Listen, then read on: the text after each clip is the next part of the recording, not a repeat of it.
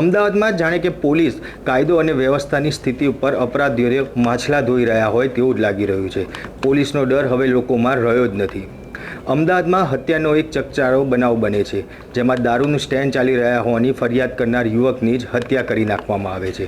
અને આ ઘટના બન્યા બાદ પોલીસ કમિશનર પોલીસનો લૂલો બચાવ કરતા હોય તેવું જ લાગી રહ્યું છે. ત્યારે કઈ જગ્યાએ આ બનાવ બન્યો અને પોલીસ કમિશનર શું કહી રહ્યા છે તે વાત કરીશું આ વિડીયોમાં. નમસ્કાર, હું મયુર મેવાડા. આપ જોઈ રહ્યા છો નિર્ભય ન્યૂઝ. અમદાવાદના કાગરાફીટ પોલીસ સ્ટેશન વિસ્તારમાં દારૂના અનેક સ્ટેન્ડ ચાલે છે. આ અંગે પોલીસને ફરિયાદ કરવામાં આવી હતી.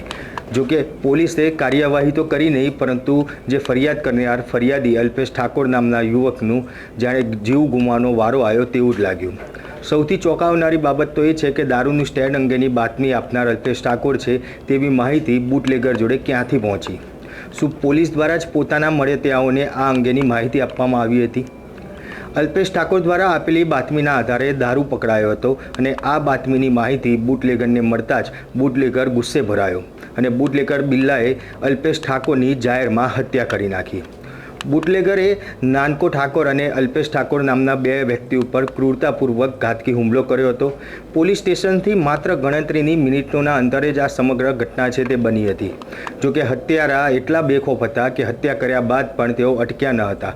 અલ્પેશ ઠાકોરના વાહનમાં તોડફોડ ચાલુ રાખી હતી અને સેંકડો લોકો આ ઘટના તે જોઈ રહ્યા હતા. પોલીસ પણ ત્યાં હાજર હતી, છતાં પણ કોઈ કાર્યવાહી ના થઈ અને હુમલા કરનારાઓ પણ ત્યાં રોકાયા નહીં.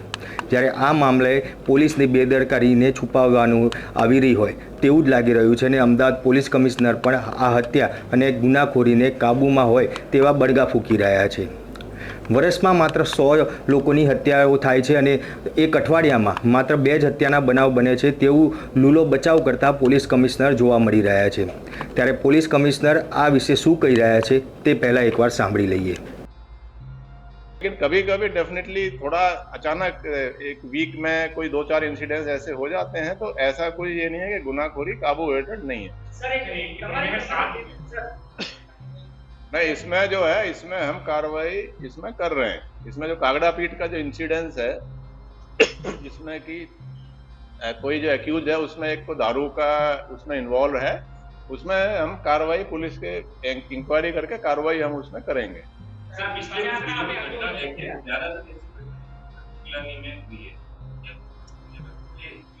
नहीं, ऐसा नहीं है.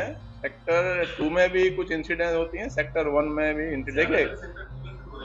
देखिए अहमदाबाद में एवरेज लगभग 1 साल में आप देखें तो लगभग जैसे मर्डर की संख्या है तो वो लगभग 100 के आसपास. मैं आपको वैसे बता रहा हूँ, लास्ट टाइम 105-7 थी, 100 के आसपास है. अब 100 का मतलब है कि वीक में आपका एवरेज 2 का मर्डर केस एवरेज जो होते हैं, जो कि अब आप अगर 1 लाख की आबादी पे देखेंगे तो काफी कंट्रोल में है, कम है. अब जैसे ये सुपारी किलिंग है या कोई हस्बैंड ने वाइफ को मार दिया, भाइयों में झगड़े होकर मर्डर हो गया, ये काफी चीजें जो होती हैं वो पुलिस उसमें कार्रवाई बनने के बाद करती है. कुछ प्रिवेंटेबल भी होते हैं, लेकिन गुनाहखोरी जो है, चाहे मर्डर है या बाकी केस हैं, वो कंट्रोल में है. थोड़ा सा पैनिक सिचुएशन इसलिए कि क्योंकि एक तो हमने सीसीटीवी बहुत लगवा दिए हैं चारों तरफ.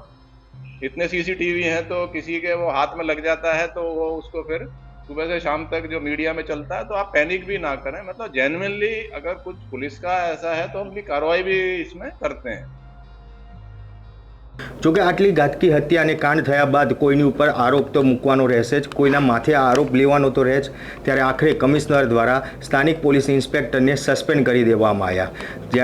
જે આખી ઘટના બની તે ઘટનામાં પોલીસ ઇન્સ્પેક્ટર S.A. પટેલ જેમને તેમની ફરજમાં બેદરકારી બદલ સસ્પેન્ડ કરવામાં આવ્યા. આ ઉપરાંત 4 લોકો વિરુદ્ધ કેસ દાખલ કરવામાં આવ્યો, જેમાં જિગ્નેશ શર્મા, વિક્કી ચુનારા સાથે જ જે બિલ્લા જે બુટલેગર છે તે અને તેનો અન્ય એક સાથી, એમ કુલ 4 લોકો સામે જે ફરિયાદ દાખલ કરવામાં આવી છે, જેની અંદર જિગ્નેશ શર્મા અને વિક્કી ચુનારાની પોલીસ દ્વારા ધરપકડ પણ કરવામાં આવી છે.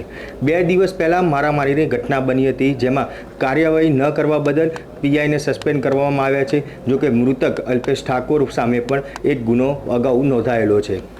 પોલીસ પહેલેથી જ જાણે અમદાવાદમાં બદનામ થતી આવતી હોય તેવું લાગી રહ્યું છે અને એટલા માટે આ કહેવું પડે છે કે થોડા દિવસ પહેલાં અમદાવાદમાં એક હત્યાની બનાવ બની હતો, જેમાં બોપલમાં એક વિદ્યાર્થીને જાહેરમાં હત્યા કરી નાખી અને જે તપાસમાં હત્યારો ખુદ પોલીસ કર્મચારી જ નીકળ્યો હતો. પિયુષ જૈન નામના વ્યક્તિની ઘાતકી રીતે હત્યા કરી અને આ હત્યા કરનાર પોલીસ કર્મચારી છે તે ખબર પડતા જ જાણે અમદાવાદ પોલીસ શરમમાં મુકાઈ ગઈ હોય તેવું જ લાગી રહ્યું. જો કે નો ડાઉટ પોલીસે આ જે હત્યારો પોલીસ કર્મી હતો તેને ઝડપી પાડ્યો હતો, તેની સામે કાર્યવાહી પણ કરી છે, પરંતુ એવું કહી શકાય કે રક્ષક જાણે ભક્ષક બન્યો હતો તેવી ઘટના જોવા મળી રહી છે અને એટલા જ માટે કહેવાય છે કે હવે અમદાવાદ પોલીસ બદનામ થઈ રહી છે.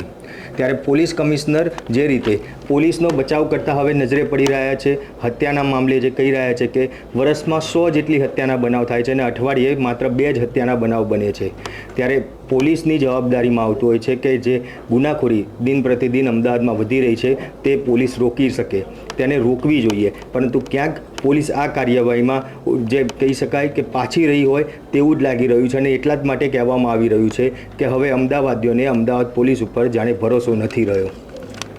ત્યારે જે પ્રમાણે પોલીસ કમિશનર લૂલો બચાવ કરતા જોવા મળી રહ્યા છે તેને લઈને તમારું શું માનવું છે તે કોમેન્ટ બોક્સમાં જરૂરથી જણાવજો. તો સાથે જ અમારી નિર્ભય ન્યૂઝ ચેનલને લાઇક, શેર અને સબસ્ક્રાઈબ કરવાનું ભૂલશો નહીં. આભાર.